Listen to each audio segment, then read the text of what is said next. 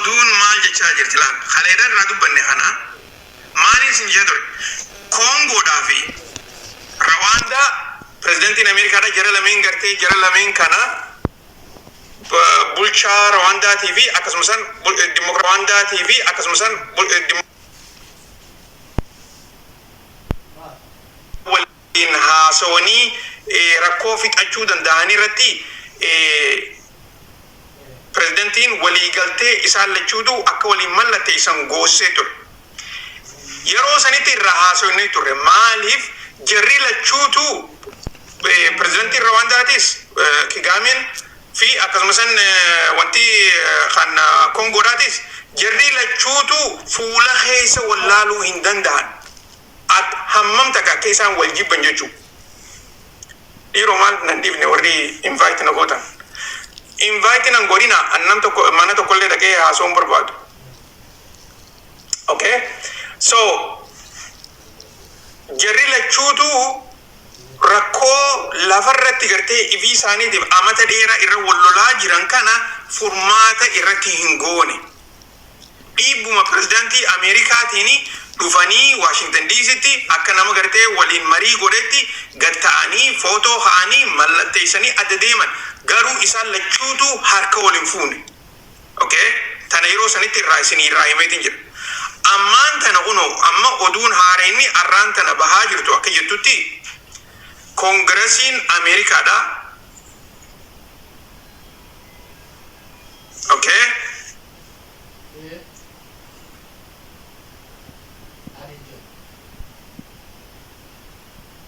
Inumaatu Rwaandaa teessuun humaata kallee faayidaan qabdu yoo rakkoo jirtu san irratti marii gad hin geessine. Akka gartee oduun tun jettutti Congress talks Rwanda sanctions as VP Vance seizes Congo file. Okay?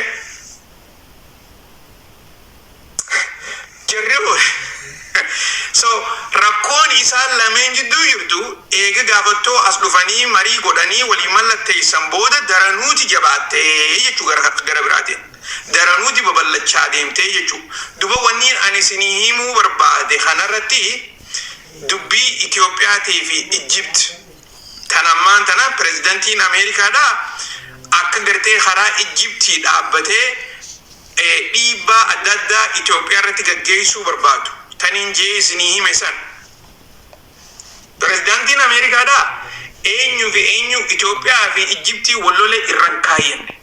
Wanni inni irra haayyate imeejirii imeejii irra haayyate. Inni footoo gartee jara lameen kana wal bira fideetitiin rakkoo isaan jidduu jirtu tana xumursiisee lola dhaabsisiisee.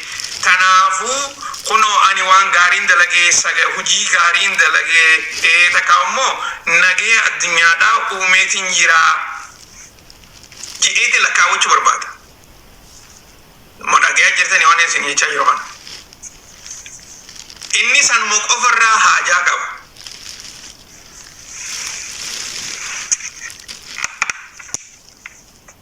Inni san qofarraa haajaa qaba. Saniifuu Itoophiyaan gartee ceetee dhuftee akka gartee inni haasawaa jiruttu inni duruun if garsiisee jira akka karaa Ijipti jiru. Okay? Akka nama Ijipti gargaaruu barbaadutti haasawaa jira. Maaliif Ijiptiin maallaqa guddaa baafteeti warra gartee loobistii bitattee jirti akkasumas pirezidantiittis duruu maallaqa hedduu keessa keessee jirti. Tanaaf Trump ani qacolottiin si beeka namticha Abiy jaaniin san hin beeku takka waliin agarre naaf inni ogguun dhaga'ummoo inni sanis gartee nama jajjabaa fakkaata jaani waan dandeenyu hunda ni goona bishaan keessanis ni harkattanii jeen. Akkasuma jeetiram waan biraan jenna waan inni ammaan tana jee kana ittini da'ane ani irraan irreef afaan masaatiin waan inni jee sini galtee afaan isaatiin akkana jeetiram.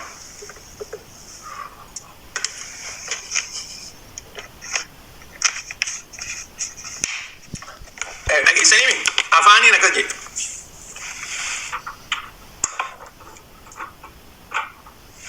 So tanaafuu wanni materiin Trump jechaa jiru Itoophiyaa fi Israel Itoophiyaadhaa fi Egypt fedhan wala lolan inumaatu gartee as bee ani lolaan hambisee jechuun ni danda'a beekaa Trump. Lola sila Itoophiyaadhaa fi Egypt gidduutti hawuudhaaf deemuun hambisee. Tanaafuu Itoophiyaadhaanis bishaan hunda Egyptiif gadhiisi. Yoo gartee isin gaddiin dibne taate hidhaa keessan Egypti dhooyteeti gartee diiguudhaaf deemti. Waan akkasiifaa jaa gartee Trump. So tana gartee if duraan isin himaa ture kunoo hojiidhaan gartee akkuma dubbiin gartee warri Ugandaatii fi akkasuma warri gartee Kongoodhaatii fi Rawaandaadhaa amma lolarratti as deebi'anii inumaatu rakkoon isaan jidduu jirtu akka malee jajjabaachaa jirti jaanii gartee oguu dubbatan waanumaan gartee isin himaa jiru lolli kana qofaa miti lolli biraatis lolli gartee akka Israa'elii fi Falastiin jidduutis kan gartee akkasitti aruuza hunda godhanii lola kana dhaabne jaanii diggisaa turan san kunoo lola hamaatu deemaa jira garuu akka gartee warri H gruppiidhaa san lola irratti hirmaatanii waraana Israa'el hin ajjeefneef tooftaa adda addaa itti fayyadaman. Waraana keessan kana kaasaa isin gartee meeshaa waraanaa lafa kaayaa jinni jaanii jara sossoban. Sossobbiin san ummata gartee Falastiin amma saaqil baaftee daranuu namni akka malee dhumaa jira jechuudha. Okay. Tana gartee tana quba qabaadhaa. Okay. Tap goda harka keessaniin share goda dhiyaanne kuma dhibbatti dhiyaachaa jirra. Tap goda share goda. Okay. Tap goda share goda. Okay. Okay. Mee durso rakkoo ammaan tana Itoophiyaadhaa fi Egypt TPLF jidduutti deemaa jirtu. Sanirraayi barruu gartee mootummaan TPLF takkaa'u shiftaan TPLF barreessitee karaa United African Unionitti erganirraa wanta takka har'aa dubbannu. Rakkoon ammaan tana haareetti gartee eegalamaa jirtu tafakkaatu tuni rakkoo haareyaa miti. Tan Itoophiyaadhaa fi Tigraay gidduutti deemaa jirtu tuni waanuma amma dura gartee hin xumuramin. Rakkoo amma dura silaa xumuramuu qabdu tan hin xumuramin jechuudha. Saniitu haareetti carraa addaatiin TPLFis humna isaanii jaarratanii waraana isaanii jaarratanii meeshaalee waraanaatis gartee nannaqatanii bikka adda addaatirraa ifii isaaniitiif if qopheessanii karaa lolaatti achi fuula garagalaa jiran. Tanarratti gartee soobni tokkollee nu jiraachuun qabu. Mootummaan TPLF nuti mootummaan federaalaa nun ajajjuu jechaa jiran. Nutu naannoo kana bulcha mootummaa federaalaatis hin beeynu kabajaas hin qabnuu fi akkasuma sanitti inumaatu gartee wanni isaan nurra gaggeessaa jiran biyya teenya diiguudha jaaniiti himachaa jiran. Ammaan tana dubbiin deebitee eegi gartee karaa lolaatti as deebi'aa jiraatan kana akka gartee har'aan tana miidiyaaleen gargaraa dubbachaa jiranitti guyyaa deengaddaa lolli mootummaa waraana TPLF fi waraana Itoophiyaa gidduu lolli banameeti ture. Lolli kuni lola lubbuun namaatillee duruun irratti dhabamtee jirtu jechuudha. Gara kaaniin guyyaarraan tanaa mootummaan Itoophiyaadhaa durooniin Tigraay keessa dhooytee jirti akka odeessaa jiranitti. Sababa durooniinis lubbuun namaa baatee jirti jaaniiti odeessaa jiran. Amma gaa kana keessa mootummaan TPLF tunis laal Itoophiyaa wajjin akka nagee hin barbaanne wanni takka tan garsiistutu jira. Sammaal gara tokkoon dhaabbanni warri TPLF kuni ifi isaaniitiif bikka saditti adda ba'anii jiraniin isin jee amma dura. Bikki sadeen adda ba'an san ammallee akkasuma jirti. Inumaatu daranuu adda bahaa jiran warri TPLF. Gareen takka tan Eertiraa wajjin hojjechuu barbaaddu. Ammallee Eertiraa wajjin hojjechaati jiran. Inumaatu ragaan adda bahaati jirti. Gara haaniin mootummaan Itoophiyaadhaa inumaatu gartee Eertiraa akka diinaatti ilaalaa jirti takka san. Gareen warra Eertiraa wajjin hojjechaa jirtu tuni warra Suudaanii wajjinis keessaafuu gartee warra Alburaaniiti wajjin inumaatu bikka gartee waraana Tigraay Suudaan keessa naqaniiti mootummaa Suudaanii wajjin warra RSF kana dhawaa jiran. Inumaatu joollee waraana Tigraay kana waraana TPLF akka gartee mercenariitti geessaniiti gurgurachaa jiran. Kana miidiyaaleen biraa irraa naasa'u beekaa.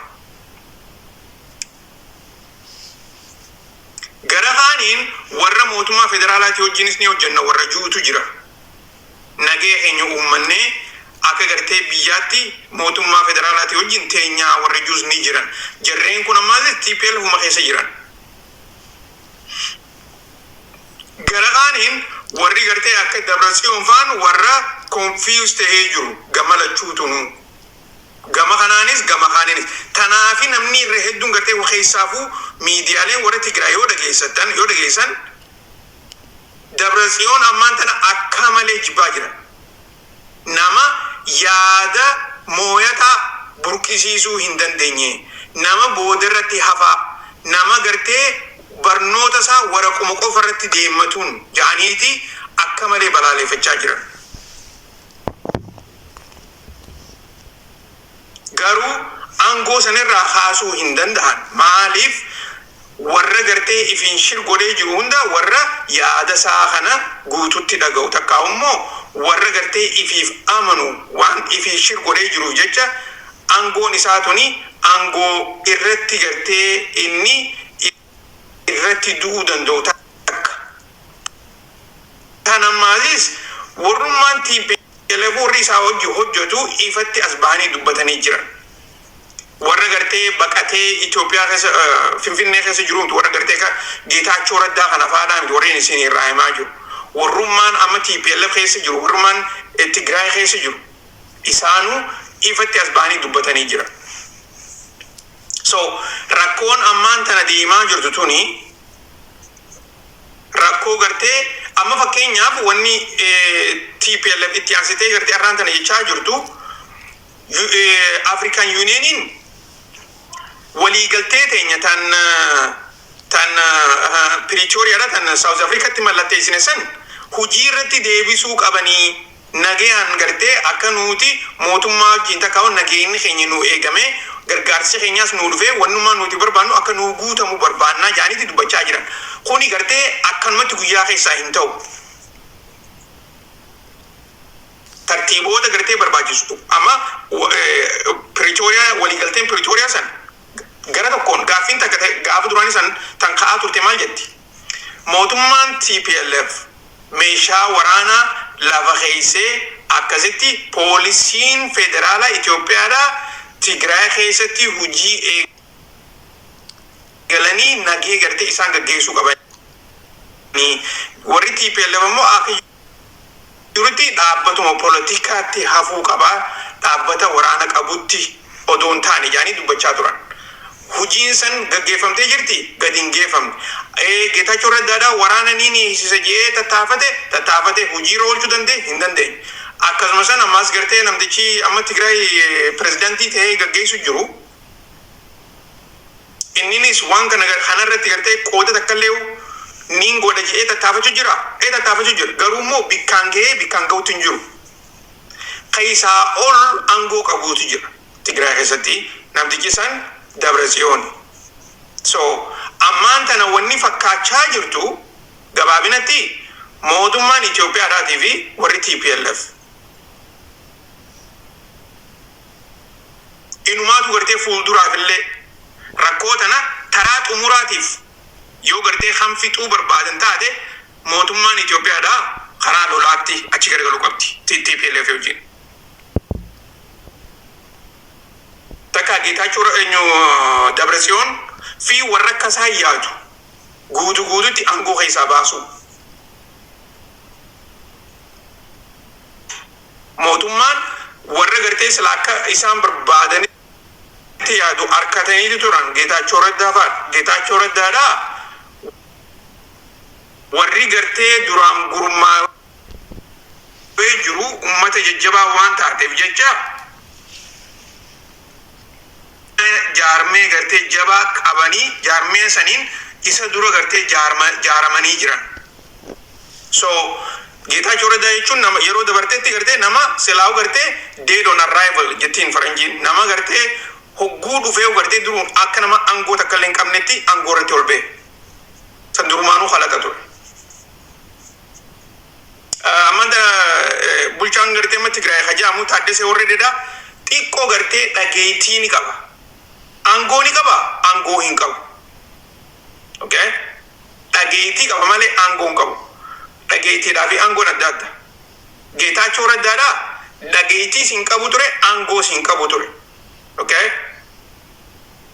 So amma gartee wanni biyya san keessatti naannoo sanitti gaggeeffamaa jiru kuni fuuluma duratti gartee lola barbaachisu sanitti gartee lola silaa ta'uu qabutti achi gargalaa jiran. Lolli kuni yeroo fudhata malee tahuu qabaasi tahuuf deemaasi akkasitti gartee hubadha. Karaa negotiationaatiin wanni jijjiiramu takka illee nu hin jirtu. Wanni Tigraay barbaadaa jirtu maallaqa harkattu kana ummataaf damooza kafalaa hin jirtu Tigraay. Maallaqa harkattu meeshaalee waraanaa itti bitachuu waraanan isaanii itti ijaaraa jirti. Kana gartee ragaaleen adda addaa kan bahaa jirtu mirkaneessaa jirti. Inumaatu maallaqa gartee warreen rakkateef warreen madaaweef ni kanina jaanii mootummaa federaalaatti irraa fudhachaa turan san odoo isaaniif hin kennin karaa waraanaa dabarsaniiti warri madaawe warri lolarratti rakkachaa ture nuti meedikaala argachaa hin jirru nyaachaa hin jirru rakkoo akkanaa keessa jira jaanii hiriira yeroo adda addaa bahaa turan. Kana gartee yoo miidiyaalee adda addaa argitan akkuun ooltan hiriira ogumee gatti bahaa turan. Maalirraa eessan ta'a waan baajeta mootummaan kannitu kana mootummaan warri gartee Tigraay keessaafuu gartee warri Geetaachoo Dabratsiyooniin gaggeeffamu isaaniitu aangoo harkaa qaba. Isaan maallaqa akka jirutti fuudhaniiti waraana isaanii qofaaf hojjettoota isaanii qofaaf hiran. Wanni takka ajaa'iba namatti taatu magaalaa hunda keessa wantaas ji maali Maqalees ji magaalaa hunda keessa ajajoota oofisa mootummaa hunda keessa warra TPLFtu jira. Akkuma gartee gaafa dur mootummaa Itoophiyaadhaa itti bulchaa turan san akkasuma sanitti ammaan tanaas haareetti gartee Tigraay keessa itti bulchaa jiran warri TPLF. Kanaafin isin jaa Taaddasee Warradeetii fi mootummaan Taaddasee Warradeedhaa sagalee dhageeffama gartee ni qabanii garuu immoo aangoo harkaan qabanii wanni isin himaa jiru dubbiin Tigraaytuuni asitti dhaabbachuudhaaf hin deemtu jajjabaattee itti fufuuteessi karaa waraanaa gartee galuu qaban. Kana kan warri murteessu gabaabinatti yoo mootummaan Dabratsiyoonii fi warri isaa hojii jiru san gorra mulqaman qofa guutumaa guututti takka Tigraay dhiisanii keessaa bahu takka ammoo harka mootummaa federaalaa galu. Sunni ture amma durallee mootummaan Itoophiyaadhaatii fi yeroo gartee mootummaan Itoophiyaadhaa